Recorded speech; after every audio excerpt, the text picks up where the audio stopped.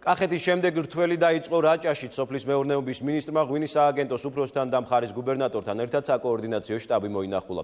როგორც სამინისტროში აცხადებენ, დღეს რაჭაში უკვე მოკრეფილია 600 ტონაზე მეტი ყურძენი მოსახლეობის შემოსავალმა კი 5 მილიონ ლარს მიაღწია. ადგილობრივები ამბობენ, რომ კვლავ დიდია მოთხოვნა ხვანჭკარას ღვინის მასალაზე. რთველის პროცესში ალექსანდროულისა და მუჯურეთულის ყურძნის უნიკალური ჯიშის უსაფრთხო ტრანსპორტირებაზე შინაგან საქმეთა სამინისტრო იზრუნებს.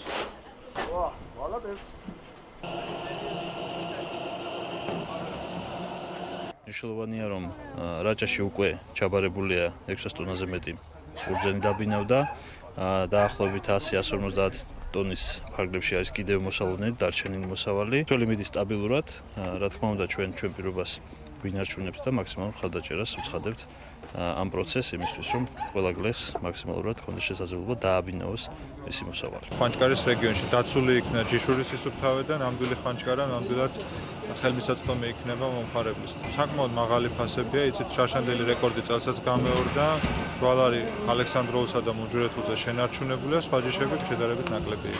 კარზე მოვიდნენ, მოვკრიფეთ ყურძენი, ჩავაბარეთ უპრობლემოდ. ძალიან კარგად.